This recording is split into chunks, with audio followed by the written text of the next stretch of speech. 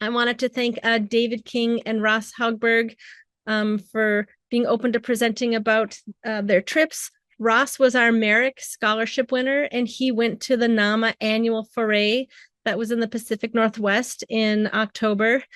David took a huge trip to Japan and reached out on his own to the Mycological Society and asked if he could learn about mushrooms while he was there. And then I've been going to the NAMA Forays for a lot of years, but besides the annual forays, they do regional forays. And there was a regional foray in Arizona in July, which sort of sounds like something that could be miserable, but I just wanted to share some pictures and show you that it was the complete opposite, that Arizona has a very diverse landscape, and I was super surprised. So it's there's always something to learn, and there's different mushroom seasons all over the country and all over the world. So I was just saying to Ross a little before this, tomorrow morning I'm actually leaving to go to San Francisco because the Sonoma County Mycological Association does Soma Camp every year on MLK weekend. So, which happens to also be my birthday weekend. So I treat myself to going to Soma Camp every year while it's cold here and there are no mushrooms to look at. So, David, you joined MMS at the State Fair in 2019, attended your first foray 3 days later, and haven't looked back. He and his wife Gretchen discovered that mushroom foraging was a great way to weather a pandemic. David's retired and forages whenever conditions seem favorable. In addition to serving on the MMS board as a member at large in 23 and 24, David has volunteered at Forays and is developing a new educational tool to help members develop mushroom ID skills. Oh, and you're muted, David. All right. Thank you, Kathy. So as I'm getting my computer to cooperate, I see that we have one of my brand new friends has joined us from Japan. If you look on your participants, we have Kashiro Miura, who is the photographer with us there today. So if you want to send a text to Kashiro and thank him for taking so many wonderful photos while we were there, you'll see he was pretty amazing with his camera. So hi, Kashiro, I'm glad you're with us.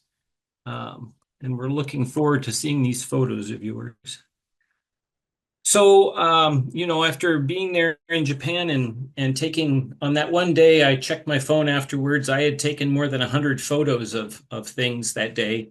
Got a whole bunch of photos from Kashiro, and Gretchen shared her photos with me also. It's hard to distill this down, of course, when you have more than 100 photos. So I decided that a top 10 list is what would be most appropriate for us. And then we'll take a few diversions here and there to see other things about Japan. And just before we get started, I'll give you a list of all the things I think we're going to see here. There's 70 photos, 35 fungi, one brand new field guide, 6 symbols of edibility, 7 different amanitas, 3 warnings, 18 sumatori, 9 Buddhas, 1 goblin, 7 Japanese phrases, 6 new Japanese friend, and this black trumpet Craterellus cornucopoides that you see on your screen.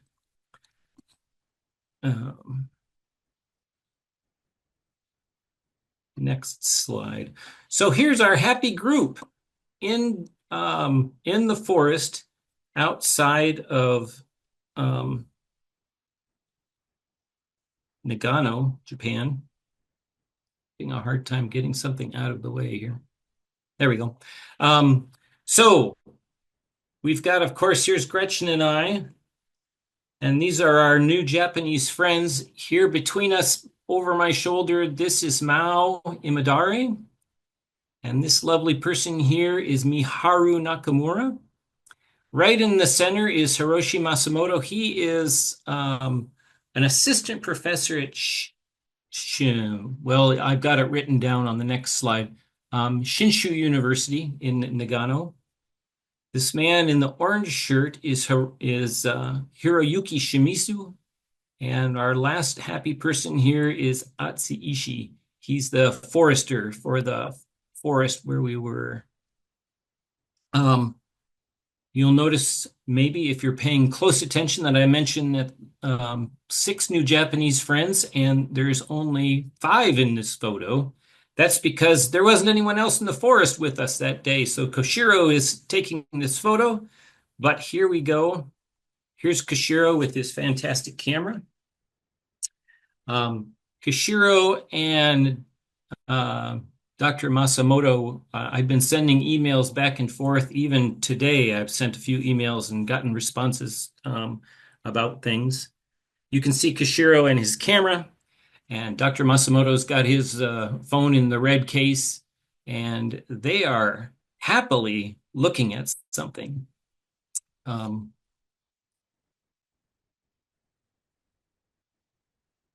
Happily taking pictures of something, and you might wonder what. Well, as we were wandering in the forest, we saw this Fomitopsis pinicola, a staghorn fungus. And I quickly thought, wow, that's a really big mushroom. We got to take a picture of that. And Gretchen pointed out, well, it is a big mushroom, but there's no scale in this photo. So we quickly put the brand new guidebook that I got in Japan when we arrived. A nice gift from Dr. Masamoto was this fabulous guidebook, Microfungi of Tochigi. You could see it written right here on the edge on the top. Except for that and an index that is in Latin, everything in this book, of course, is written in Japanese. But still, even after this, this is a guidebook that I have, and I'm not sure that any of you have ever seen this guidebook before. So Dr. Masamoto said something to Koshiro, and Koshiro handed his camera over, and we got this picture. So you can see just how large this fungus is compared to an undergraduate Japanese student. Koshiro happily posing with our fabulous Fomitopsis pinicola. All right, we'll start our countdown. Our number 10 is Omphalotus japanicus, the Tsukiyotaki mushroom.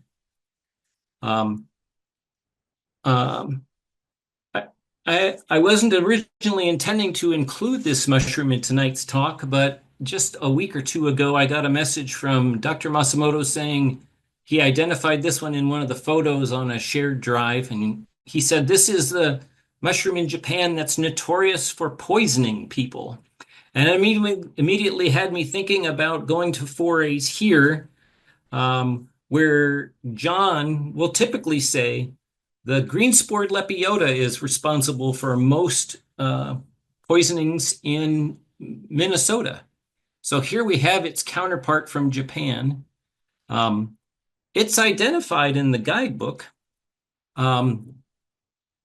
And in the guidebook, it's very clever. Each mushroom has one of these 6 symbols here that tells you about its edibility. Well, this one, Omphalotus japanicus, is here.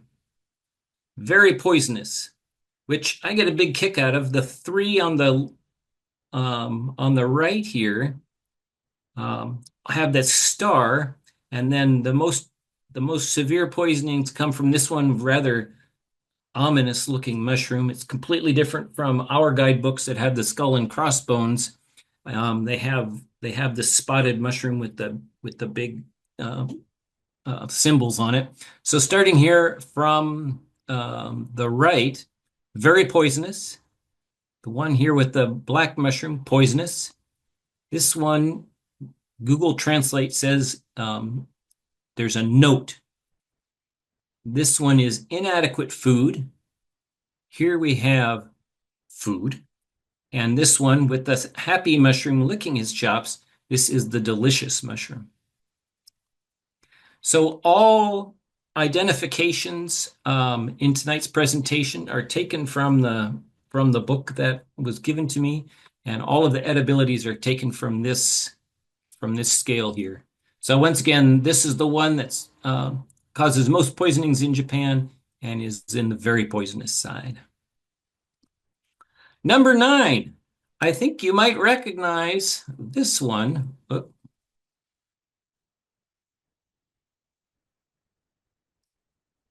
You might recognize this as a hamburger bun-shaped cap, fine reticulation on the stem. And you're thinking, what mushroom is this? Of course, it's Boletus reticulatus, the false bolete.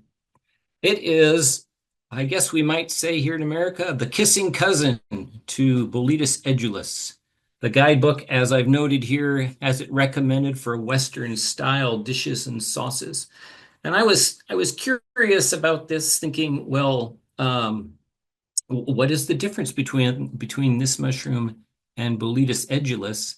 The difference is there's a slight difference in the cap right here along the margin. When it's Boletus edulis, the one we know, that band is white and wider.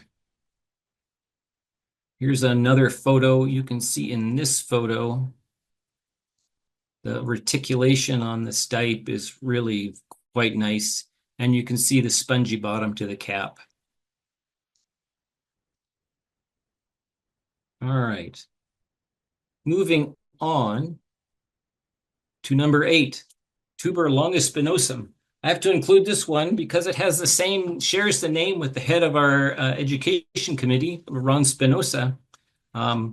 This is a truffle that was found alongside a cement road in a campground nearby where we were looking. This is kind of like searching for morels in Minnesota. Once you know what you look for, you can spot them. But you don't have to go deep in the woods to find this. This is right next to this cement road. Miharu found this one and gave it to me. Here's the typical truffle, which I cut in half. The guidebook mentions that this is 2 to 5 centimeters in size. I measured my fingers not too long ago, and my fingers are 2 centimeters wide. So you can see this one it fits nicely into the category that's mentioned. We didn't get much in the way of the book doesn't mention that it's an edible one. It's kind of on a page with a whole bunch of other truffles. I did ask Dr. Masamoto and Kushiro, how did you know to look by this cement road for this truffle?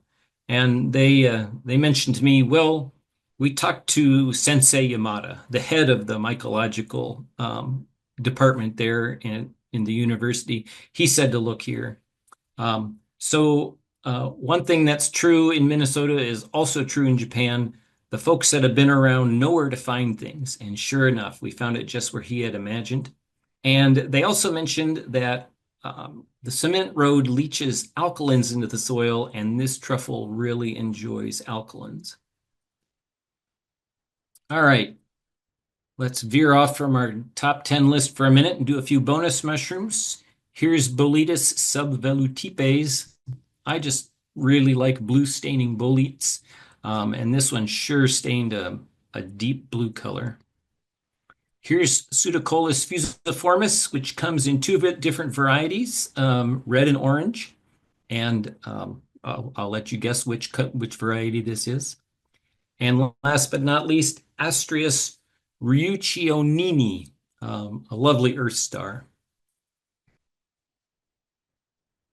All right, back to our countdown. Here's number 7, Lyophilium fumosum, one of the shimeji mushrooms. And this is lovely cluster coming out of the ground in the forest there.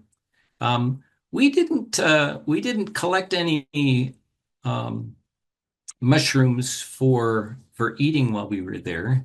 I think we found every single mushroom that was in that forest, but we sure did eat a lot of shimeji mushrooms while we were in Japan. So here's an example. we stayed at a typical Japanese inn, and at breakfast one morning, this was one of the dishes served. This black bowl here is a ceramic dish with some sort of sterno or other thing underneath it that they can light and heat up the contents. In the dish is soy milk. And then you place your chunk of tofu and your tofu skins in the soy milk, along with some shimeji mushrooms and some onion. And you let it burble and bubble and heat up until it's the way you'd like it. Then you take it out, dip it in your soy sauce, which is right here, and munch it down. I would describe the flavor as gentle and warm. It was quite subtle and a good way to eat breakfast. Also, here's a typical display in a grocery store of the mushroom section. So right here at the start of the display, you can see all sorts of shimeji mushrooms. And then further down, there are some oyster mushrooms. And then after that, it becomes difficult to identify what they are in our photo here. But I really like these prices, 98 yen, or maybe it's 128 yen. Either way, it's less than $1 for these packages of mushrooms. Mushrooms are a bargain. And one last thing about this photo that I find particularly amusing, and I didn't notice until we had come back, is that here in the background, in wonderful English, we can all tell where this fresh seafood section is in the grocery store. All right, where else might we find shimeji mushrooms? Well, we were in an elevator and they had some decorations on the panel, the button panel. We did go to the 6th floor of this department store, and sure enough, there was some sort of special mushroom merchandising. They had hats and shirts and greeting cards and all sorts of things like this with mushrooms on them. And sometimes they were very nice scientific drawings of mushrooms, and other times they're happy, whimsical mushrooms like we see here on this elevator panel. Department stores in Japan are amazing things. The really big ones in Tokyo are 13 or 14 stories tall, and are just loaded with all sorts of interesting stuff. The first floor or the basement almost always has food in it, and the top floor usually has restaurants. The first floor and the basement is more like grocery store type stuff, or bento boxes and things like that you would take on the train. So in one of those great big department stores, I was up on the 14th floor and got on and started my way down to meet Gretchen on the 6th floor. And the door opened on 13 and some people got on. The door opened on 12 and some people got on.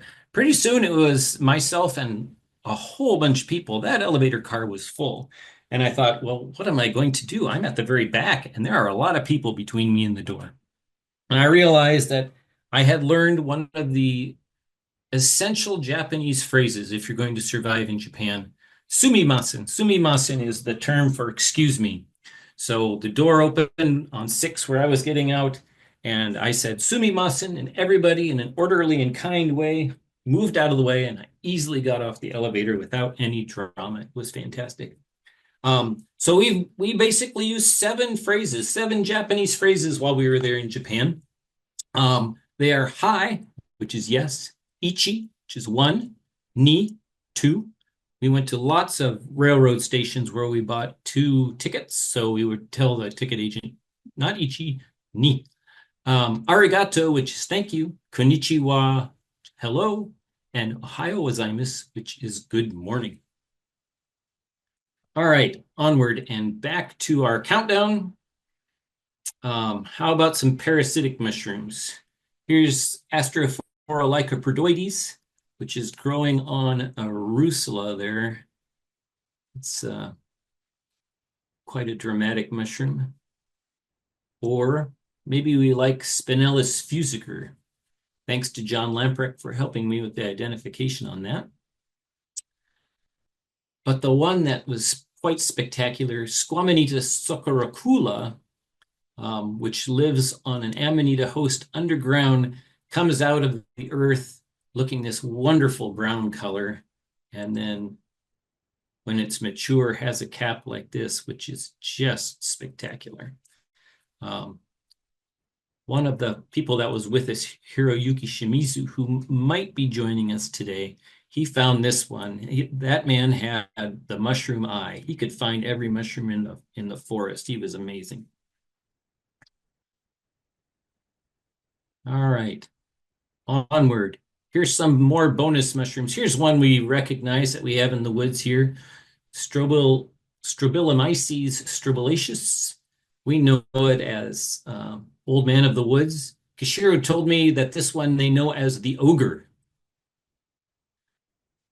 Here's Leucophiliota decorosa, which really does have a beautiful decorated cap. And last, how about just a little drop of Arusula? Looks like a delicious cherry candy.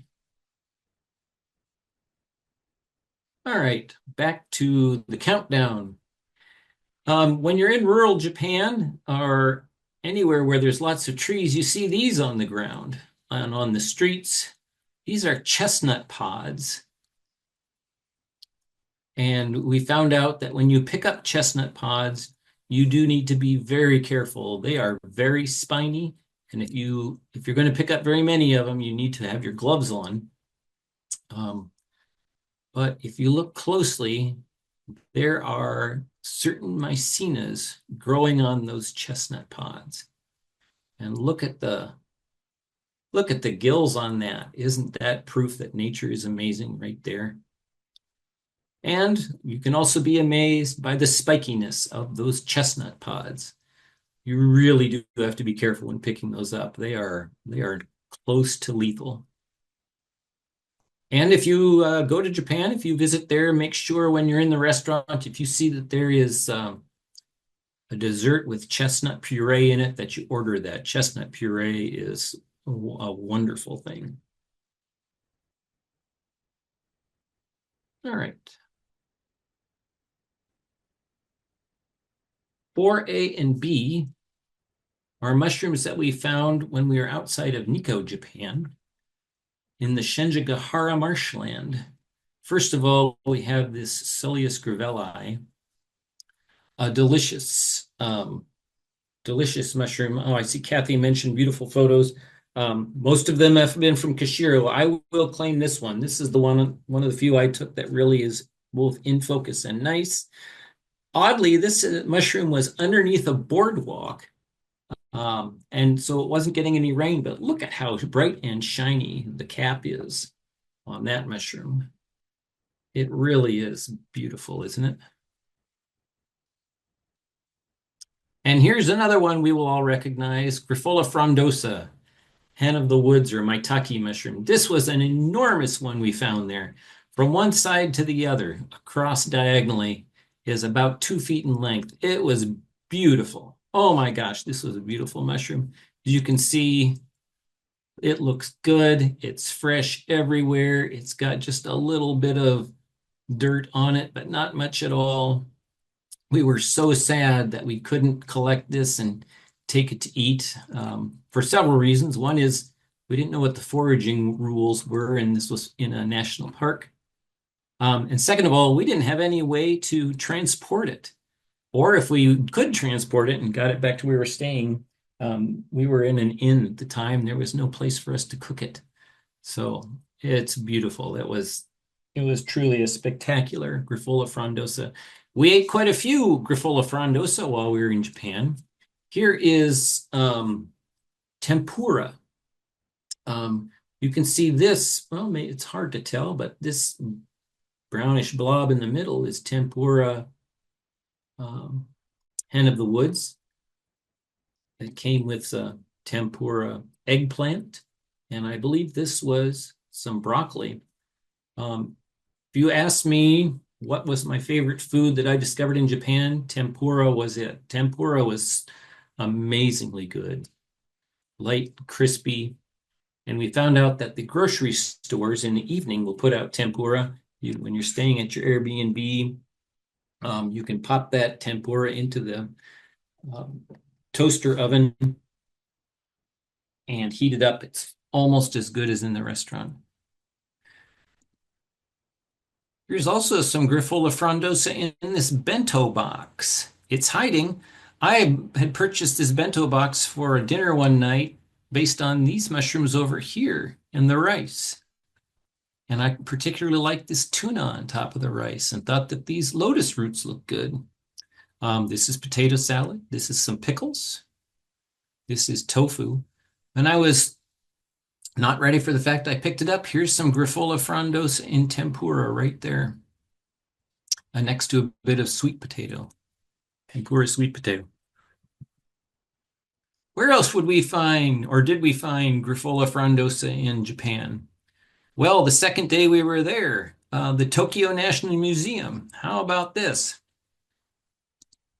Here's a catalog that was made in the 18th or 19th century. So while we were, well, becoming a country, writing a constitution, having the War of 1812, well, in Japan, they were making a guide mushroom catalog with Grifola frondosa and some other things. Yeah, those are pretty spectacular drawings in that catalog.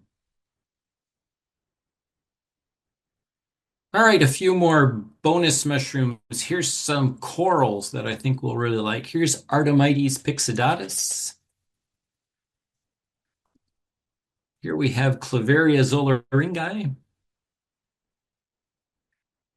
and Clavulinopsis myabiana.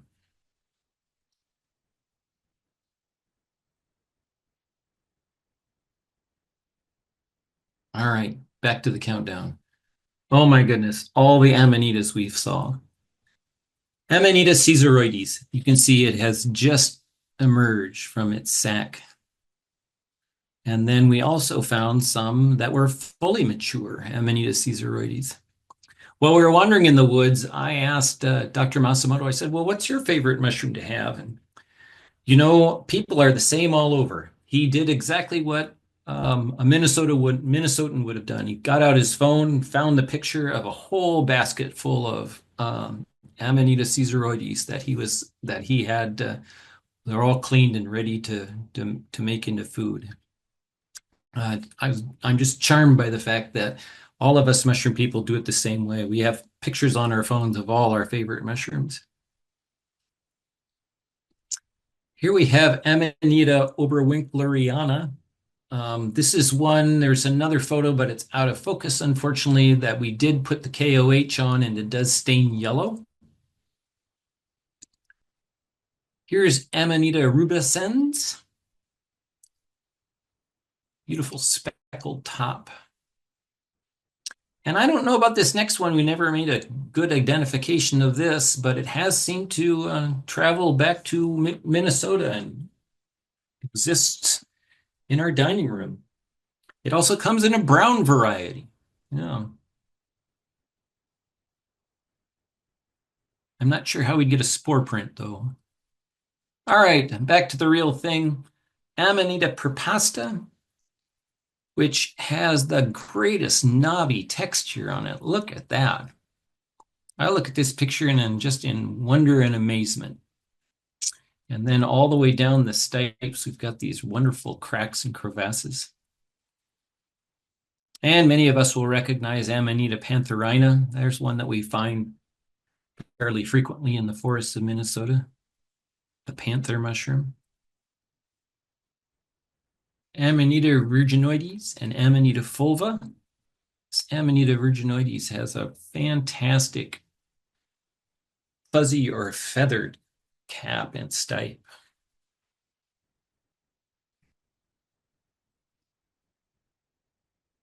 Okay. Well, there is more to Japan than mushrooms. We all know this. You can't spend all your time in the woods. You have to go and do some other things. We did go and see some sumatori. Here's 18 of them. This is half of the top division at the sumo exhibition in Tokyo. Here's some great big men. I'm sure they've eaten a mushroom or two with their fancy aprons on. They have a little ceremony that they do before the matches take place, and they leave back to the dressing room and they come back out in their mawashi, their wrestling belts. And if you have a chance to go to Japan and you're there in a time when they're having the sumo tournaments, I really recommend going. It is a sight. It is amazing, and these guys are terrific athletes. They are great big guys, and they move lightning fast. It is amazing stuff. What else did we see? Well, there's the Great Buddha, of course. And the Great Buddha really is a big guy. From the bottom of his hand to the top is about 5 feet. These lotus petals around the base, those are 10 feet tall. He is really big. And he's got some other little Buddhas around him and some tiny Buddhas, a moderately sized Buddha. He lives in the world's largest wooden building outside of Kyoto in Nara. What else? Well, you can go to the Yuki Shrine above Karama, which is north of Kyoto, and encounter this amazing tree. Here's Gretchen by this tree. It's a Shinto shrine. That tree is so big. I took a different picture and I said, no, wait there. And I backed up as far as I could and still couldn't get the entire tree in that photo. It'd been around a while. The Yuki Shrine is just, you go to the town of Karama and just walk uphill a little bit. You find it at the end of the Eizan Electric Railway. And when you get off the railway in Karama, you find this guy waiting for you. Here's Tengu, a mountain goblin, who greets you when you arrive at Karama. Here's the train station there. You can exit, get your picture taken with Tengu.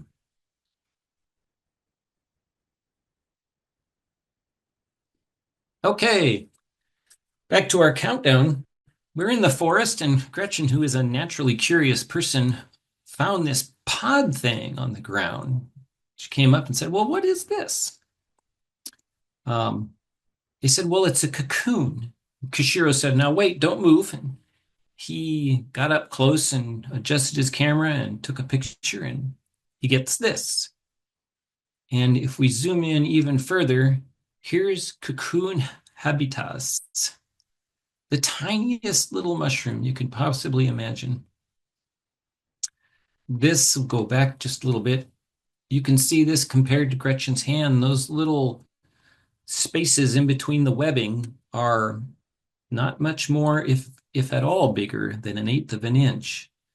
So that mushroom right there can't be much more than 1/8 of an inch tall, and I don't even have anything at home that can measure how narrow that stipe is. That was one of the interesting things about the mushroom foray with my new friends there. We found, I'm convinced we found every single mushroom that could be there, from the tiniest thing here to the great big ones. This is cocoon habitus. All right, our last bonus mushrooms. This is Hapilopilus crocuus, an inedible one. Took a picture of this. It looks a little bit similar to chicken of the woods. It's shelf-like and has a bit of the right colors. It's the pumpkin mushroom. And here's a great photo that Gretchen took. The top of some mushroom, I'm guessing it's a bolete. That's something thought was delicious. Really had a great time munching through the top of that. And here we have Pseudoclitosabe cyathiformis. I particularly like this mushroom. It has this wonderful buff colored top and compared to a yellow stipe with the gills that run down. And here's one that we would find in Minnesota, Helvella crispa, an elfin saddle.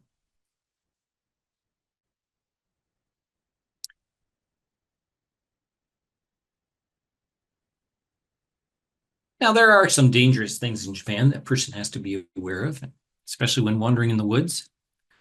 First of all, there are warnings that you'll see. Here's on one hike we did, there's a warning about some bears and snakes that you got to watch out for. And we were at a shrine in Kyoto, and here's this warning about monkeys. Um, I'll paraphrase. There are wild monkeys here. They are not tame. Do not feed them. Do not look them in the eye. They will bite and scratch you. Um, and we saw monkeys when we were in Nikko outside of a grocery store. One went zooming across the street, and also along the highway as we were driving out to our foray day. But at the Yuki Shrine, I was looking at something, and there was this notice on the wall. This is what the notice looked like after it had been through Google Translate. It talks about a highly poisonous mushroom. Well, that's one that we saw in our foray. Here's Trichoderma cornugidame, bright red mushroom that looks like a hand or fingers coming out of the ground. Kantiki mushroom. As I was walking up to it when we first spotted it, Dr. Masamoto said, "Don't touch it." This is the only mushroom that I'm afraid to touch. It causes skin sores. This is apparently an advertisement to stay away from this mushroom. They put warnings up on the shrines. It's in the deadly poisonous one category in the book, and it is kind of an amazing looking mushroom. And that was number 1 on our countdown. Here's our happy group again. Well, how did we meet in this C.W. Nicole Afan forest? I had looked online, found the Japan Mycological Society, and I'd written to the president and then waited a week or so and hadn't heard back. So I looked at the list of people, and one was listed at Shinshu University in Nagano. And I thought, well, Nagano, that's closer to where we're going to be. That member of the Mycological Society was Dr. Yamada. And he wrote back within a day saying, "David, it's so nice to hear from you. I'm out of town, but Assistant Professor Masamoto said he would be happy to take you out in the woods." And I really have to hand it to Dr. Masamoto. He was the greatest host. When I got out of the car, he gave me the gift of this nice guidebook, and he assembled this wonderful, happy team to meet us in the forest. And I'm not sure I can ever repay their kindness. We did give them a few. Here's a Mycological Society sticker. Koshiro put it on the hood of his camera. And here's just a quick snap I got of us when we were out there in the forest. Here's Dr. Masamoto and Koshiro looking at it. Here's Miharu looking over his shoulder. I'm not sure which of the gentlemen it is that found it, but he's found it and is moving on for his next find. I'm also charmed by the idea that mushroomers dress alike without any previous coordination. We all showed up, long pants, long sleeve shirts, hats, drinks. We all brought food. We had lunch in the forest. It was a wonderful day. We also gave this sticker, this Koshiro put on the other side of his camera hood.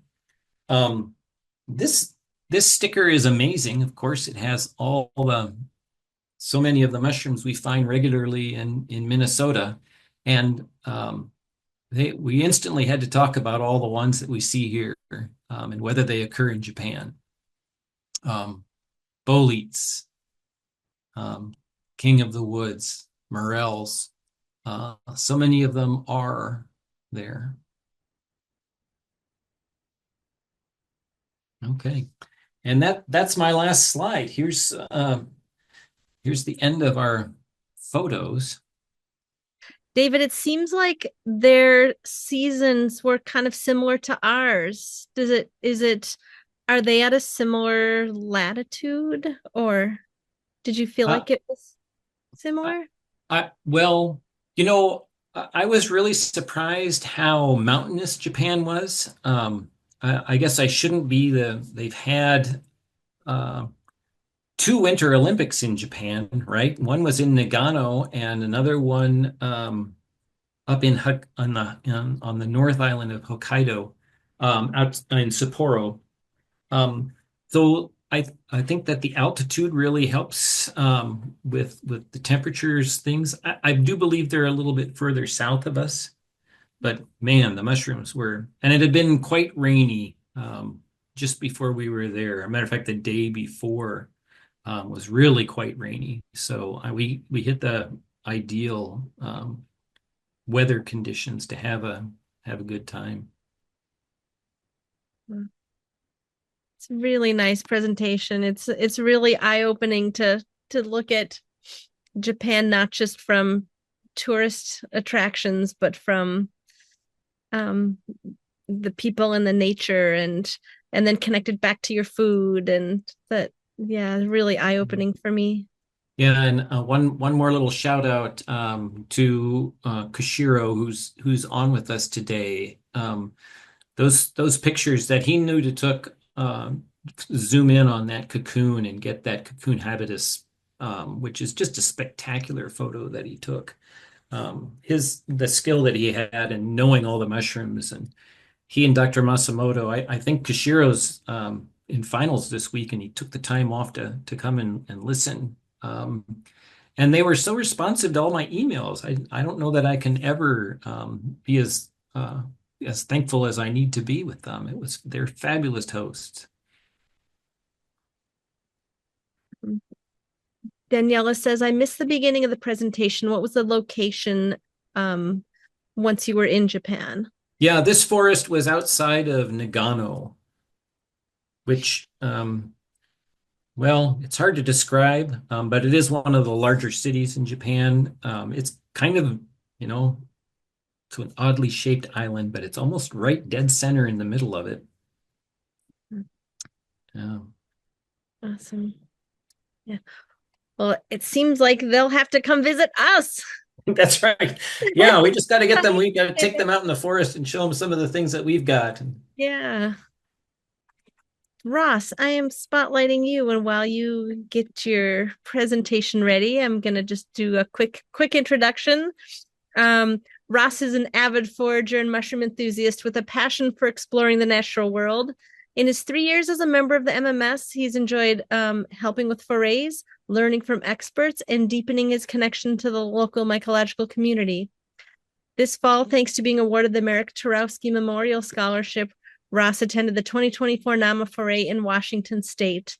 This experience immersed him in the vibrant world of mycology on a national scale, and he's excited to share these stories, insights, and photos from that trip.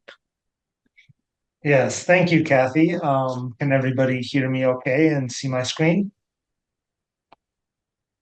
We can Yes. see you. Yes, you can. Okay, great. Well, like Kathy said, I'm Ross, and I've been interested in mushrooms for about 10 years. Most of that has just been through individual learning, reading books, IDing, and eating whatever I can. But in 2021, I joined MMS, which was my first mushroom group that I've ever been a part of. And then since joining that, I've really realized that mushroom hunting can be a social activity rather than an individual pursuit. And I've just really enjoyed getting that social aspect of foraging, which made me want to apply for this Marek Memorial Scholarship to be able to go to the National Foray in Washington.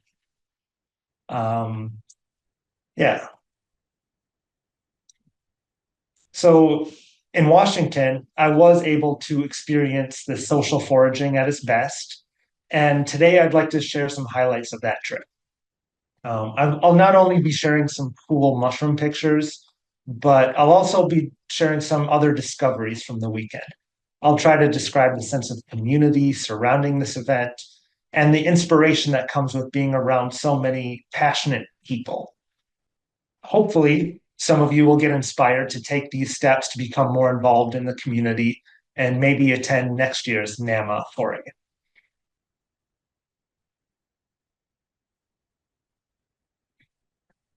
This foray was located in Randle, Washington. It was about 2 hours away from Seattle, 25 miles from Mount Rainier, 25 miles from Mount St. Helens, right in the foothills of the Cascade Mountains. This center that we were in, the Crispus Learning Center, it was built by the CCC in the 1930s. So we slept in bunkhouses, we ate communal meals, and we had speakers in the evenings in the auditorium. It was within this national forest, the Gifford-Pinchot National Forest, and it was a temperate rainforest. It rains about 70 inches per year there, versus in Minnesota here, we get about 30 inches of rain. The weather was cold and rainy, but I've never been with a group of people so willing to don rain gear and wander around in the forest.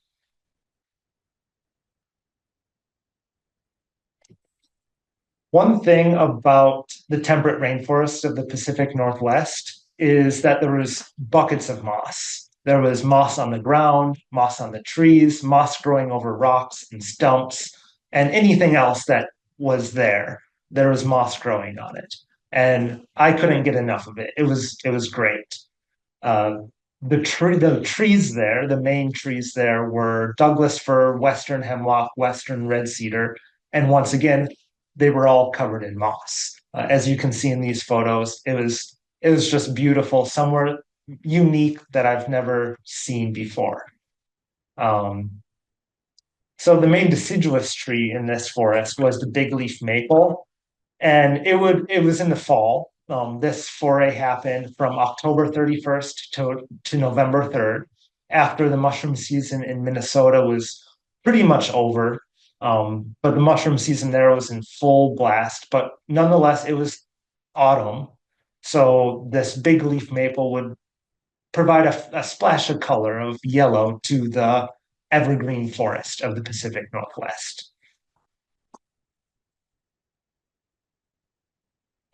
The first night we were there, I mentioned it was October 31st, Halloween.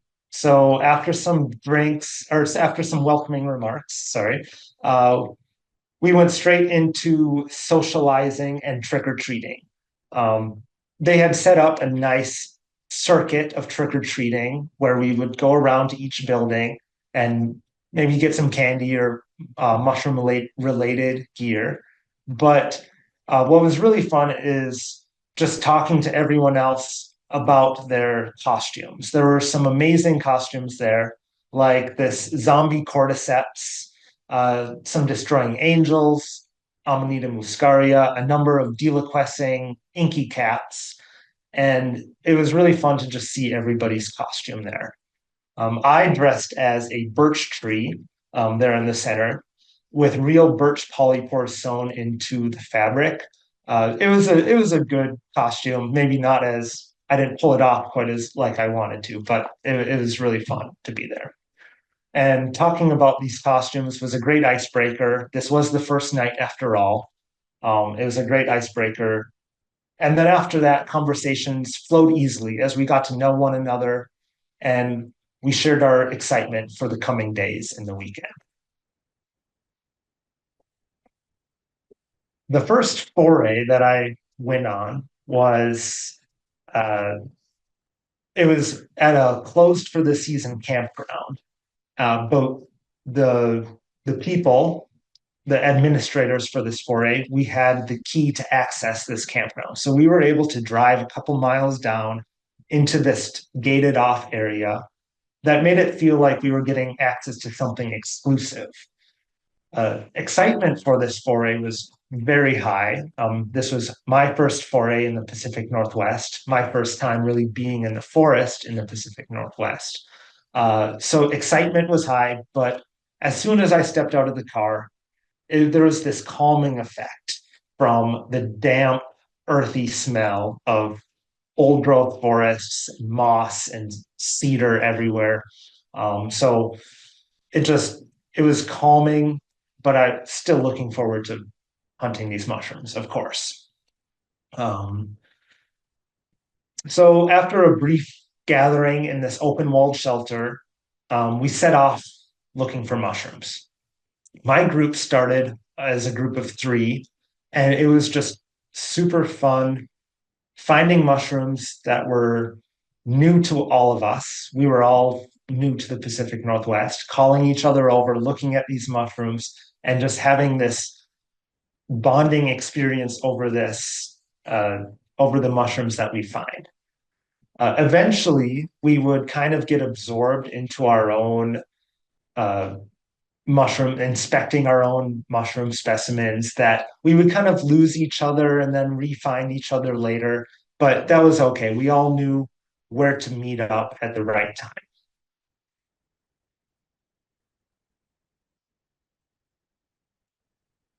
In these forays, we hardly made it any distance, but lucky for us, that wasn't the goal. Uh, every step led to another mushroom to look at, to inspect.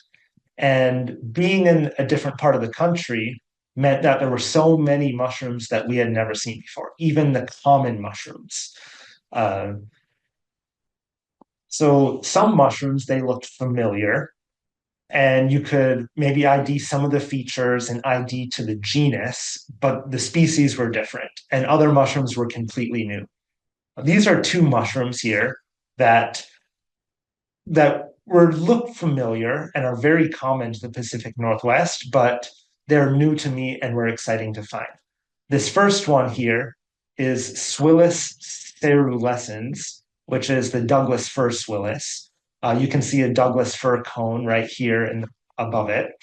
And it looks very similar to one of the mushrooms that we have here in Minnesota, the slippery jack, Swillis luteus. But the one we have here is associated with pine versus this one's associated with Douglas fir. Another cool thing about this mushroom is that it stains blue when it gets bruised, which doesn't happen to the Swillis luteus, the slippery jack here in Minnesota. This other mushroom is, I could ID it as a Stropharia because the purple gills and the general shape as the wine cap mushroom that a lot of people here grow in their garden beds. But there was something off about this. Like, that's not what this was. It was a slimier cap, a smaller, it was generally smaller, and so it was obviously different. This one is called Stropharia ambigua, the questionable Stropharia. And it's so common in the Pacific Northwest that people consider it the weed of mushrooms. It just pops up everywhere, grows everywhere alongside the ocean, in these forests. But it was a new mushroom to me. So it was really fun to learn, to see and learn and inspect. And it's just like all of these mushrooms that are so common are brand new to my Midwestern eyes.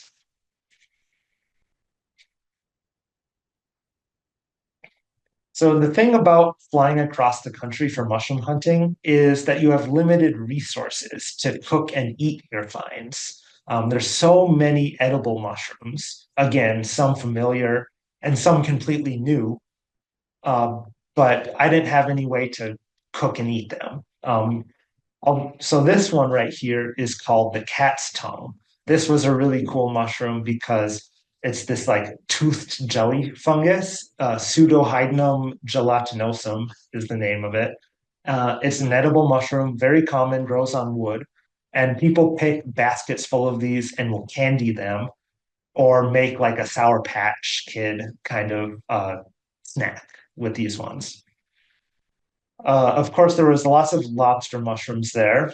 We all know the Hypomyces lactiflorum, the parasitic mushroom that attacks russulas. There were quite a few white chanterelles. A lot of people took home baskets full of these white chanterelles to preserve or to eat by themselves. This is the Western amethyst Lacaria, similar to the Lacaria urcoporpea here that we have in Minnesota. but it was fun finding so many of these in fairy rings growing out of the moth. Also another edible mushroom. The yellowfoot chanterelle, winter chanterelle, we have those in Minnesota, but they were very prevalent there in Washington. And then here's two of the Lactarius deliciosus, the saffron milk cap group. We also have this kind of grouping in Minnesota, but these were everywhere. I found these on every foray I went on, and it was just really fun to I mean, just like all lactarius mushrooms, it will bleed some like a milky latex. This one bleeds like a thin orange latex and stains green. It was really fun to find, but I left them all in the woods because I didn't have any way to take them home and eat them. Um, but some people, they came prepared with dehydrators and extra suitcases. I didn't think I had that far, so I found joy in catch and release mushroom hunting. Walking in the forest without the goal of filling my basket was almost freeing. I was able to take time to inspect all mushrooms without getting distracted by looking for the next edible. I did pick some to give to my friends who were prepared, and I took some trail nibbles, the taste and spit test, just because I wanted that aspect of it as well.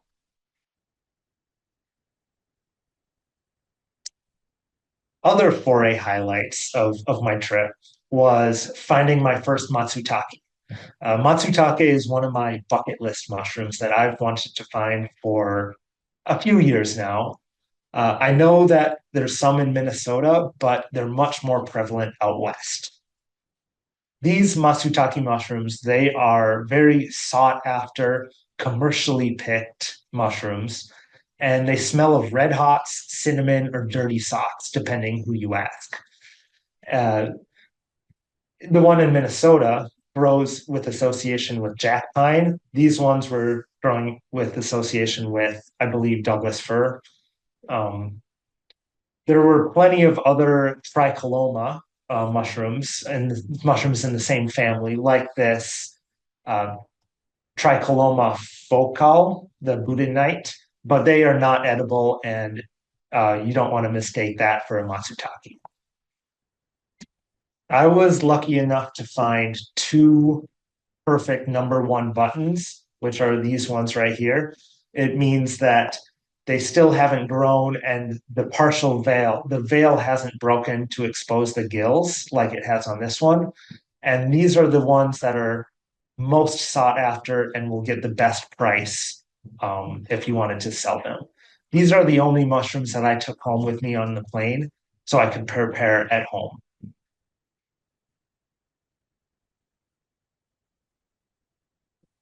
One unique experience was spending the morning with Rye the truffle dog and his owner, Heather. Uh, so Rye would run around in this forest, in this lush green forest. He would find truffle, dig it up, and we would retrieve what he found.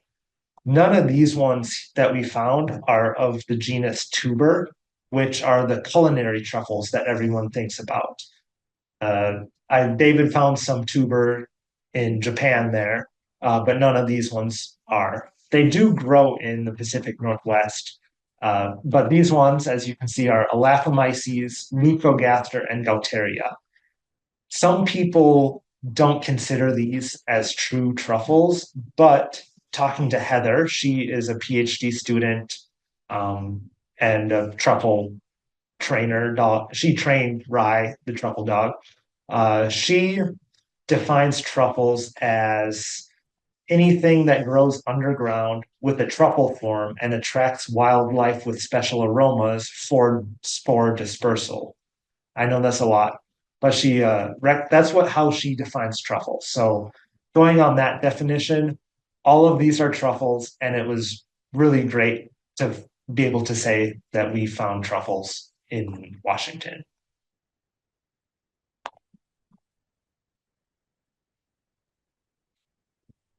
After getting back from the day's forays, And after changing into dry clothes because it was raining all the time, everyone migrated into the gymnasium, aka the identification room. This foray's ID room was different than any other that I had ever been to because you must contribute, or in order for you to contribute to the table, you have to ID your mushroom. You have to fill out an accurate ID slip and then upload your observation to iNaturalist with a picture of the mushroom in its location. Only then you can add to the specimens here. There were so many experts and locals around happy to talk you through mushroom features and help identify your mushrooms that there was no excuse not to add some mushrooms to the table. I added a few mushrooms that I found that were new to me, so I spent a good amount of time sitting around the tables talking to the people who had been on my foray with me, looking through field guides and making these identifications.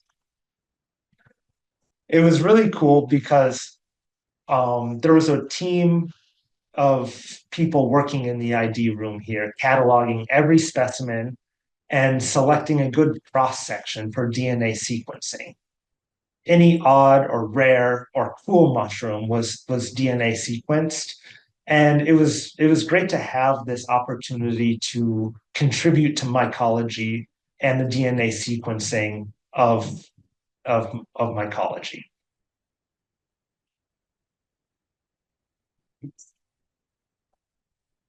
And then at the end of every day, or sometime during the day, there was always a table talk with expert mycologists. Their stories, their facts, and insights about specific mushrooms, but also as fungi as a whole, were very interesting. It was great to hear them talk about what they know about all of these specimens on the tables. And then at the end of the weekend, it was amazing to walk through this huge gymnasium filled with hundreds of different species of mushrooms and all identified, tagged, and sorted into the different categories. And then just having so many knowledgeable people around who want just waiting to talk about them. I wish I would have spent more time looking at these tables and IDing and helping and just walking around and looking at these identification slips, but there were so many forays and workshops and activities that it was impossible to find time to do everything.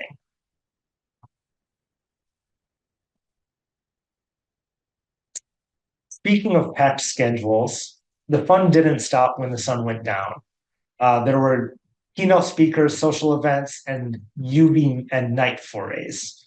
I went on this UV night foray led by Ellen Rockefeller, royalty in the mycological community, where we learned about UV fluorescence and we each got our own NAMA branded UV flashlight. The basics of fluorescent fungi is that high energy ultraviolet light gets absorbed by chemical compounds in the mushroom. And then when that energy gets released, it gets released at a lower energy in the visible light spectrum. So that means when you shine a flashlight on one of these fungi, it will fluoresce back a certain color. Most of that are yellows or blues or reds, depending on what chemical compound is absorbing and emitting light. This outing was really great. We learned a lot from Alan and from the co-leader. But it was really the following night when my friend and I went out after dark on our own. We went to a dry stream bed and we really found some otherworldly UV fluorescent stuff. A couple of these photos, I'd like to share a couple of these photos with you that we found. This one, we identified it as a honey mushroom, at least that's our best guess, Armillaria species, with the glowing rhizomorphs there in the background. This one, it's either some kind of slime mold or a fungi or something. I haven't ID'd it, but I thought it was really cool the droplets um, that it has on it, the guttation that also fluoresces. You can see some blue compounds and some yellow compounds, yellow or green compounds in that photo on the right. And then this photo was really stunning. It was seeing this with just by looking at it with your naked eye was really interesting. Seeing the little hairs and the glowing orbs on it. Uh, this was a really unique experience and a really cool thing to find on our own.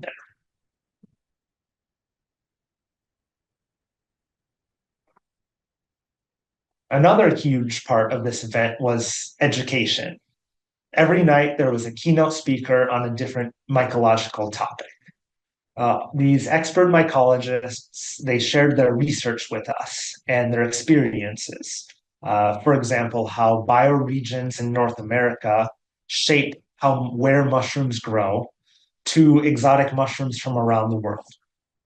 Uh, Noah Siegel, he's the presenter there on the left. He's known as Myco Hobo.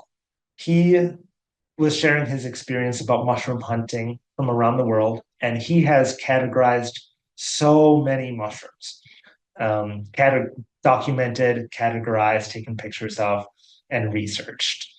He shared a slide showing 168 different Cortinarius species that he found in New Zealand alone. Many morphologically unlike the Cortinarius that we know of here. Uh, and so being at these keynote speakers every night was really inspiring, and it made me realize how little I know about mushrooms and how little we know about mushrooms and fungi uh, as a community. Um, the mushrooms here in North America, here in Minnesota, over there in the Pacific Northwest, they're just a tiny sliver of the fungal diversity in this world, and it's all these speakers really um, brought that to light. Every night the auditorium was packed, and it was great to be around so many like-minded, mycologically minded nerds, mushroom nerds, interested in these topics. Afterwards, we would talk about them, we would discuss, and uh, it was a great time. Again, this event wasn't all about looking at and learning about cool mushrooms. It was about connecting with the mycological community. Um, each night featured a different themed social event. The first night was a Halloween costume party. The second night was a culinary mushroom tasting night. And the third was a mushroom inspired happy hour. The mushroom dishes at this night, like marinated lion's mane, chanterelle waffles, and wild mushrooms on crackers, were prepared with care.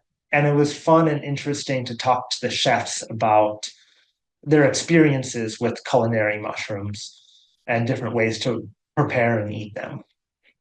Here is where I had my first taste of matsutake, which was steamed over rice.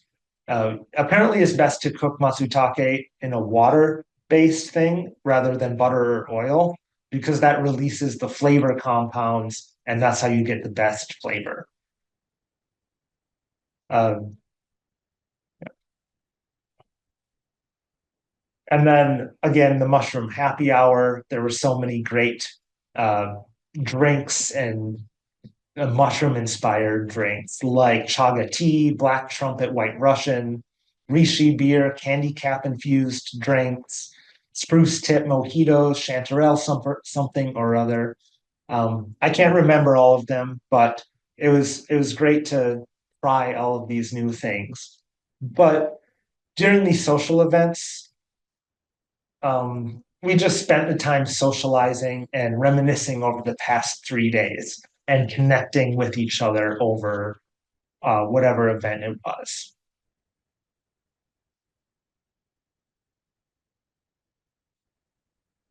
These mushroom dishes and drinks and events were great, but my favorite part of the entire trip was talking with everyone else who had traveled across the country to attend this event as well. Everyone there was passionate about fungi in their own way, and it was really fascinating to hear about people's unique backgrounds and niche interests. I met people captivated by tiny Ascomycete fungi who spent all day collecting specimens in their tackle boxes for research down the road. I met others interested in medicinal mushrooms, and I listened while they described the contraptions that they've built in their houses, in their basements, to extract, distill, and create functional products from mushrooms. The friends I spent the most time with were into entomopathogenic mushrooms. These are fungi that take over insects to complete their life cycles. One well-known genus is cordyceps, but there are many other types that infect other types of hosts. I learned so much from them, like how these fungi serve as natural biological control for insects. For example, when insect populations spike, they come into contact with more of these parasitic fungi, and the population is controlled. Some are very specific with their hosts, while others are more generalists, infecting a wider variety of insects and other arthropods. Here is a tiny spider that they found on the underside of a fern frond. It's infected with what I'm told is something in the genus Gibellua. Apparently, there are these types of fungi, these parasitic fungi, all over the country, all over the world, even in Minnesota. So now I have something else to look for when I'm on the forays here in Minnesota.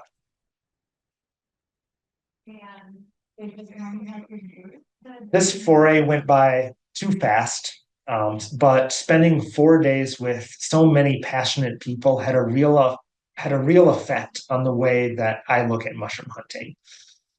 Everyone came to NAMA camp with different backgrounds, and they're on their own unique mycological journey. They have different ways to connect with nature, to connect with fungi, and to connect with themselves.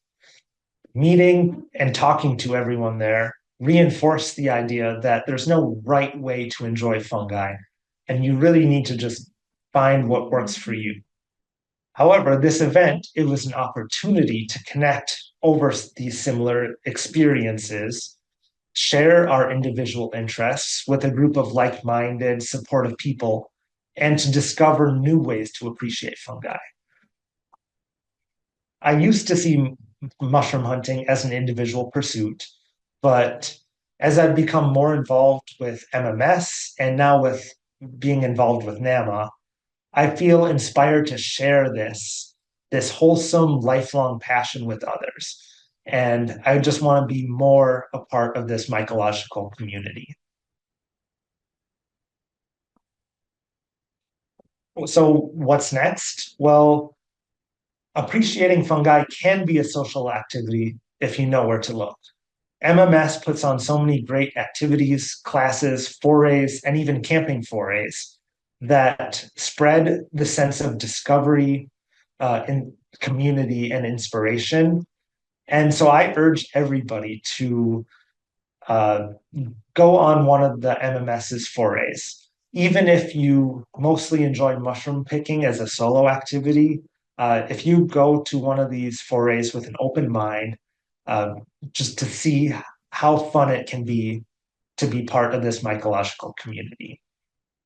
And if you're really inspired, you can make your own special experiences at the 2025 NAMA Foray.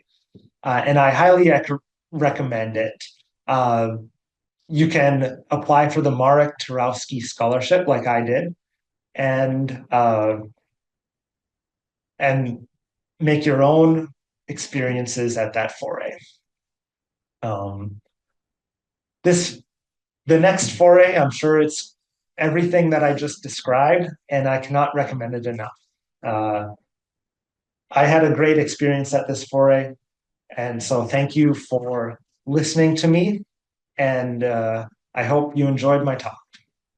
I just have a couple comments. I think this was maybe our 8th year sending someone in his memory. When I first joined MMS, Marek was super involved in forays and would lead forays and really wanted and loved going to NAMA. So it feels super fitting to send someone in his honor. And Ross, I think your experience to me characterizes everything about a NAMA event. It really encapsulated just the experience that there's truly so much going on and there's so many people. At this one specifically, I think there were 350 people, and it can be a challenge to find lodging and places that have lodging for that many people, places that can feed that many people. People tend to get a little picky, when they've paid for travel, like, is the food good enough, is the lodging good enough? And I would just say, I think lots of times you have to look past that and know that you're there to see the people and the mushrooms and just sort of embrace it. And I feel like you completely embraced it. Yeah, it goes by it's so fast. There's so much to do. It's hard to even encapsulate it, but I think your presentation did it really well. Well, thank you. I didn't even touch on the workshops. I didn't even touch on some of the other forays that I went on, but uh, it was a taste of what the NAMA foray was like. I'm going to share about one other NAMA Foray. Of course, we all know there's um, ways to go out and connect with people. I'm impressed that David just emailed people and got connected with a lovely group. We're getting to see this really nice, some digital travel on this cold Minnesota night. Lots of times I try to travel in a season when mushrooms aren't happening here. And I'm actually heading out tomorrow for an affiliate. So NAMA has about 100 affiliate clubs, and Minnesota is one of those clubs. All those clubs have their own forays. And then each year, one of the affiliate clubs hosts the annual foray in partnership with NAMA. So that's how that came about. The Puget Sound, or actually the South Sound Mycological Society, and a couple other of the South or Pacific Northwest clubs were hosts for that club. So you're really getting taken out in the woods by the people who know that area. And the ID table that Ross shared is all about this scientific vouchering, and they're counting the specimens, identifying them. There's a whole team of graduate students who truly identify them. And then they're dehydrated and sent for storage at the Natural History Museum in Chicago and available for people for scientific study. So it really is about kind of taking this scientific snapshot of the place we're in. And the mushroom hunters are kind of the boots on the ground to get out there and find them. I'm going to do a screen share here too. And my presentation's pretty short, but is a completely different location. Bear with me while I do the view slideshow.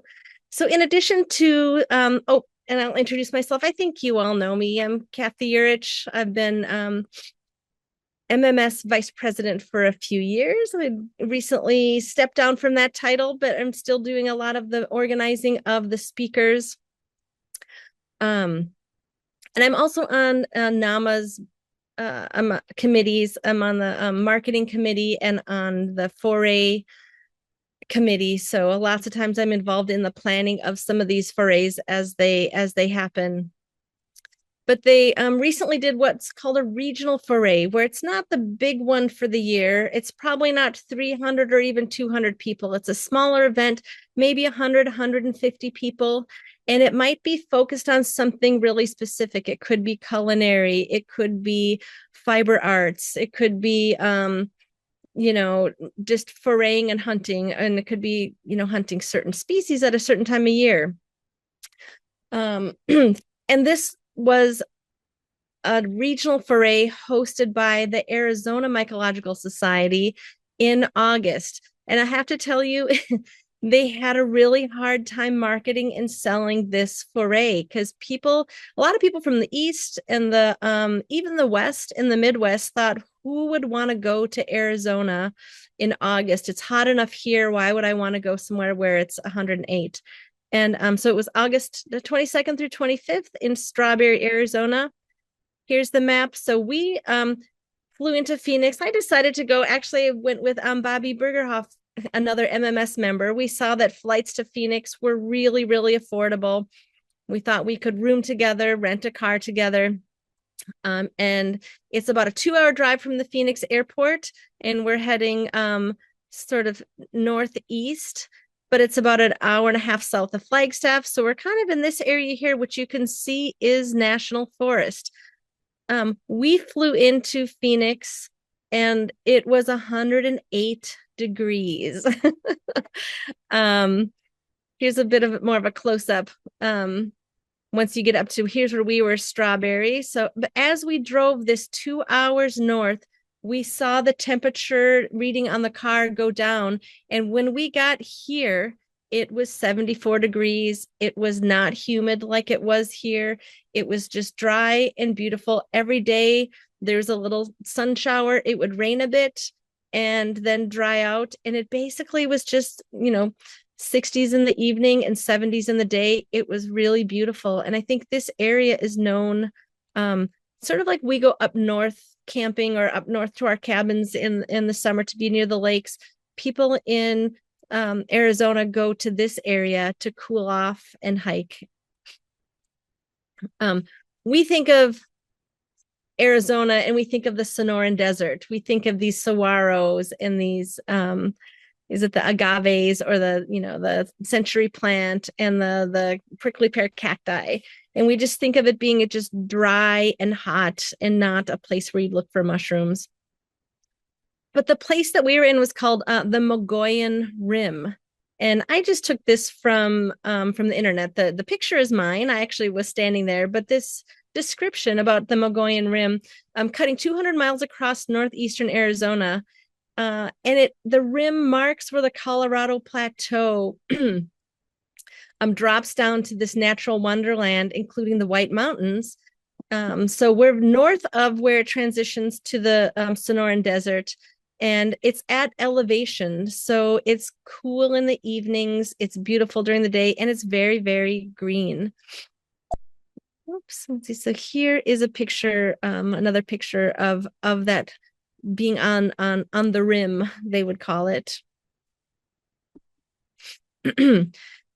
So the Arizona Mycological Society was putting on this foray, and they definitely had a lot of different locations planned for us to go hunt. So like the annual foray, you could sign up for hunts, or you could sign up for maybe a cooking demo or another lecture.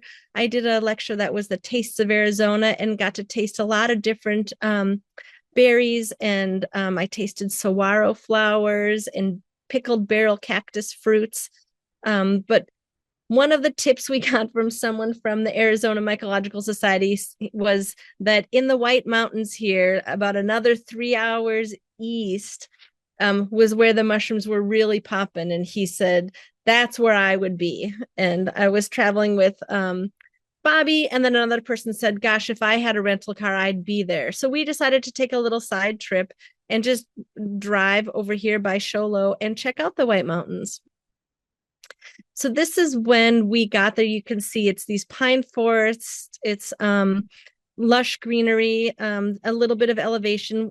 We drove from like the kind of red rocks of the Sedona looking area and then got into these soft green hills. You can see that it's kind of starting to look a little bit like you're in, I don't know, maybe Colorado or somewhere in these pine forests. And it was just this beautiful hunting, the clean underbrush, the big ponderosa pines, and boletes. Yeah, so the tip from the president of the Arizona Mycological Society, did not disappoint. And we were not, like Ross was saying, in a position to be cooking mushrooms, but we knew that the foray was about culinary things, and there were other people who had dehydrators who were going to be cooking things. So we picked some specimens that we wanted to try, and we actually were able to borrow a dehydrator and dehydrate a bunch to take home. We saw some of the same specimens like we would see at home, but what I'm interested in is how different they grow. It's like when we see a lobster mushroom, it's popping up out of the ground like this.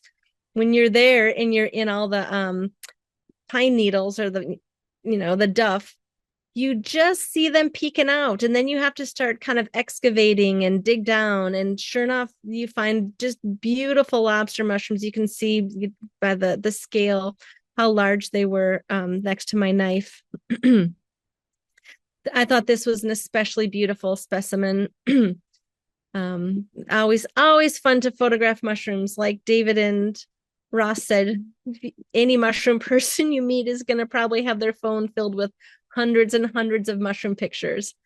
This hawkswing, the Sarcodon imbricatus, is something that I have seen a hawkswing or something related to it here, but not in the abundance that you see them in the Southwest. They were, these are probably, the size of my palm each. So they're pretty large.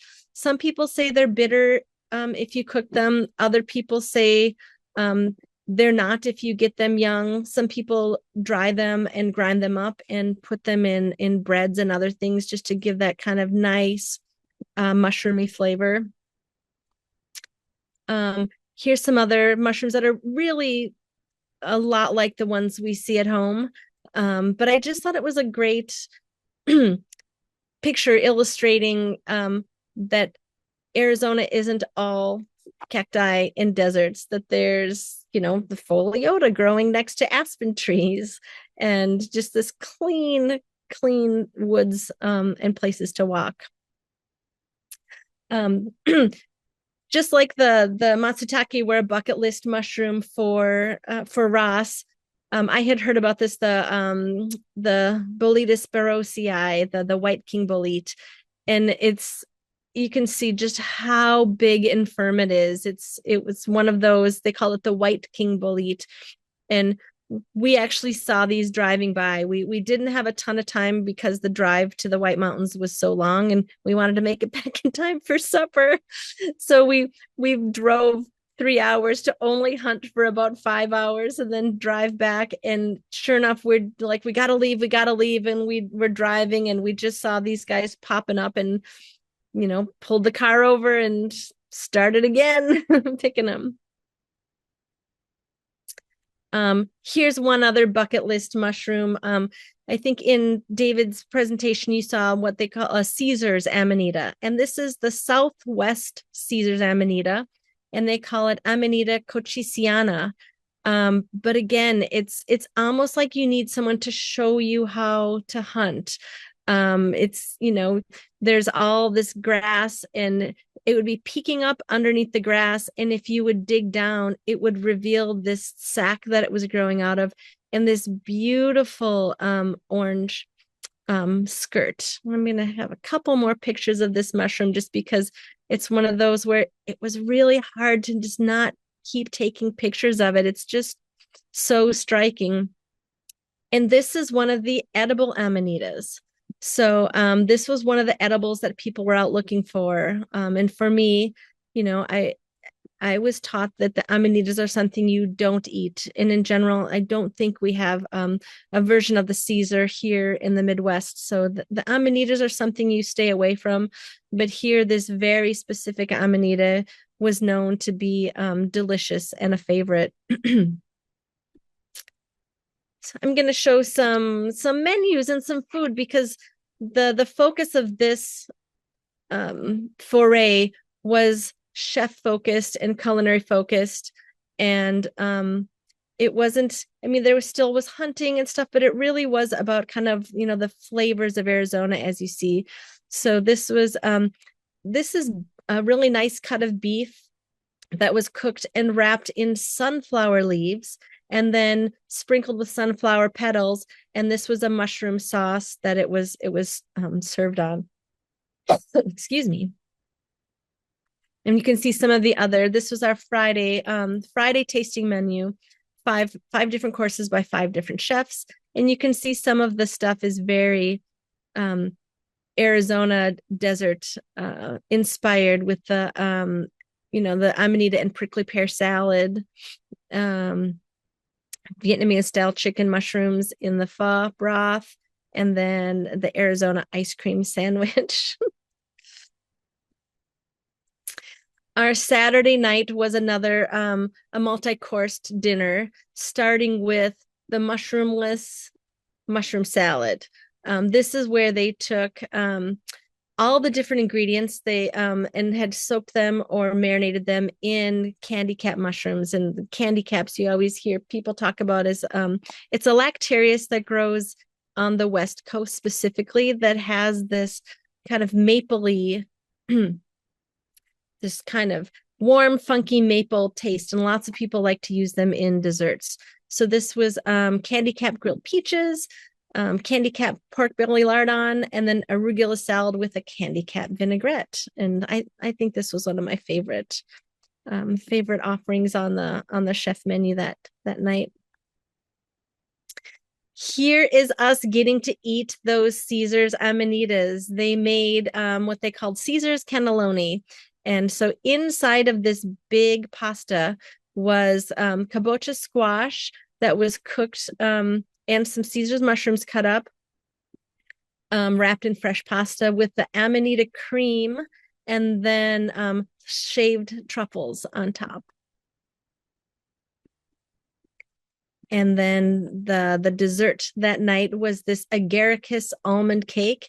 And here those shimeji mushrooms are making a showing again. So these are cultivated mushrooms that have been candied in prickly pear syrup, which gives them that beautiful red color, and then some lime curd and coconut. So I thought it was a really interesting way to have mushrooms included, and like just a really beautiful way to show off the mushrooms while using the local prickly pear syrup.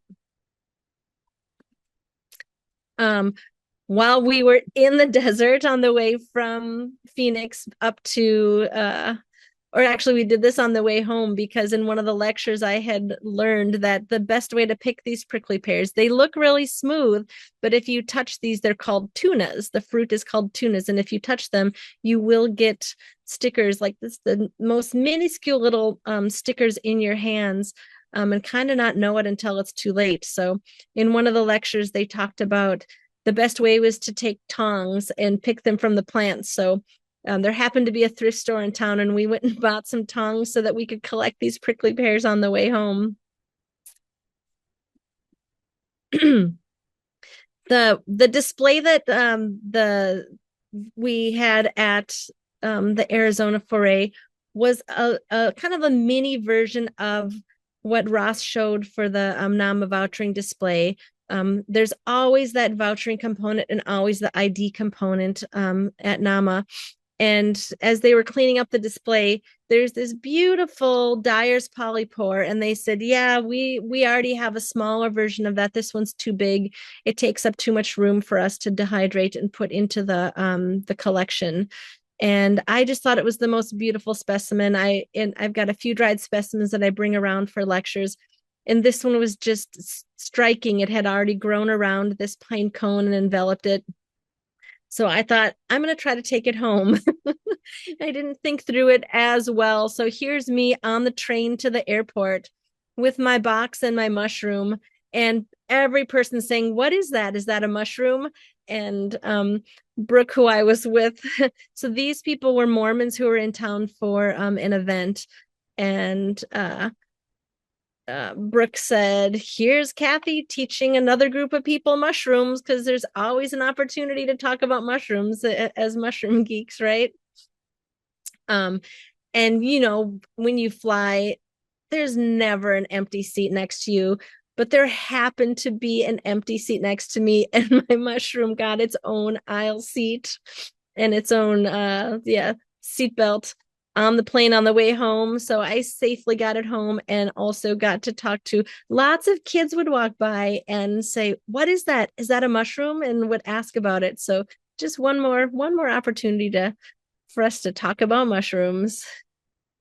And here is an overview of the annual foray that's happening this year in September. So the annual forays are always a Thursday through a Sunday. So this will be September 11th through the 14th in Marlborough, Vermont, which is in southern Vermont at this is a college campus that's I think been turned into an event center called Potash Hill. I'm gonna bring up the obligatory map and just give you a little look at where it lands in between sort of like Boston, Albany, New York, and Hartford, Connecticut. So there's definitely options for getting there. Because we're coming from the Midwest, a lot of it involves flying and then renting a car, unless, or you could ask some other people who else is going to NAMA.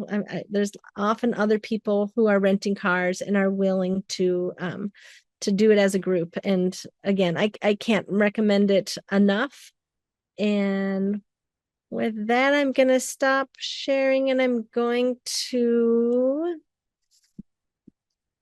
put the link in the chat to NAMA.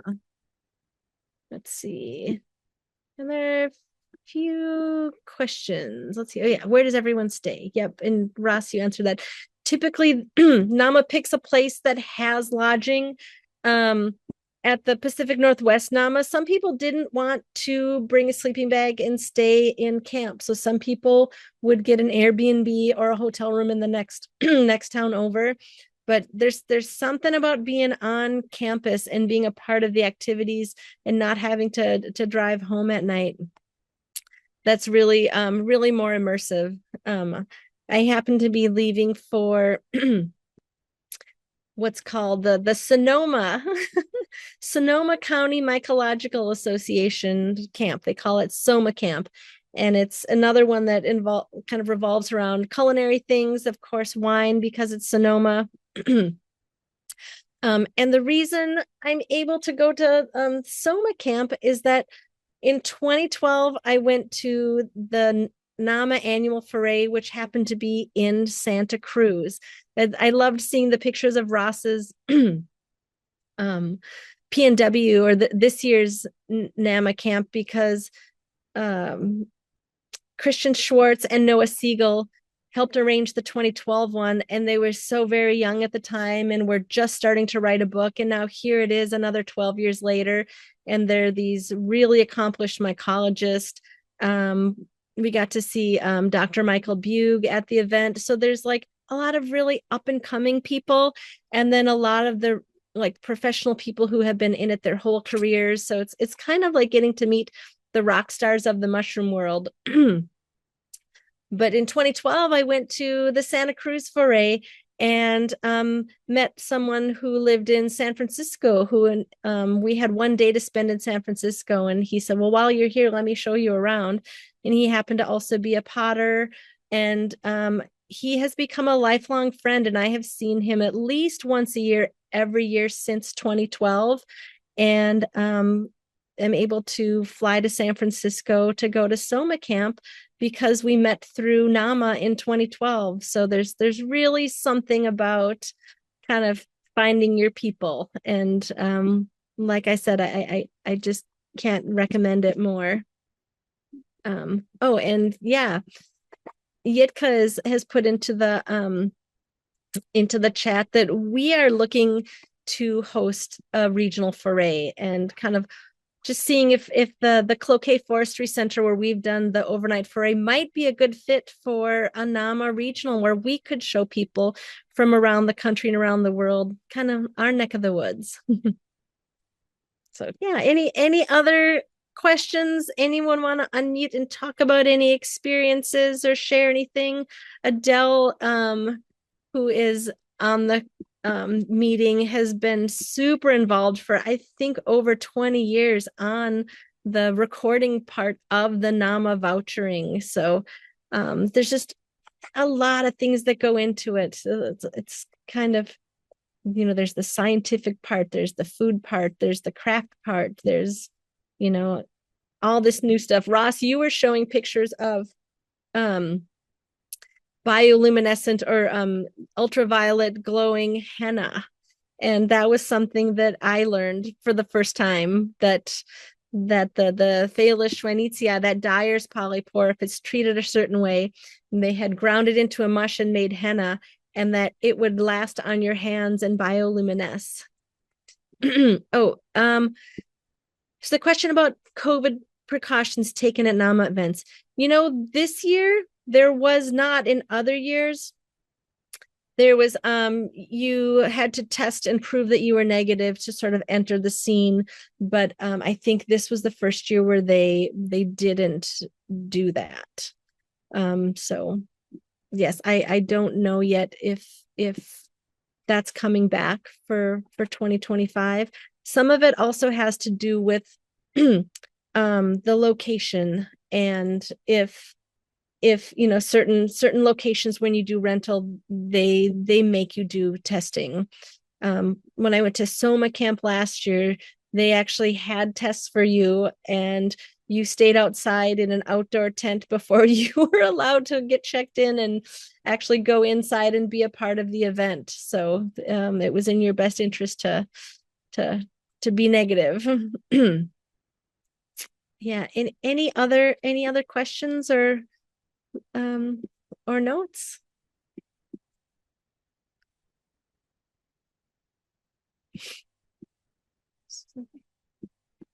Well, thank you all for joining tonight. I really appreciate everyone's taking the time to listen to stories of our travels, and hopefully it inspires you to do the same. Please apply for the Marek Scholarship. I guess I couldn't be prouder of that, and just Ross's experience is exactly what we really hoped that scholarship would do, was connect people to other people and kind of open their eyes to the wider mycological community. And I want to say thank you again to the people from Japan who joined the meeting, and just want to praise David for reaching out and finding his community across the country or across the world, and sharing it with us.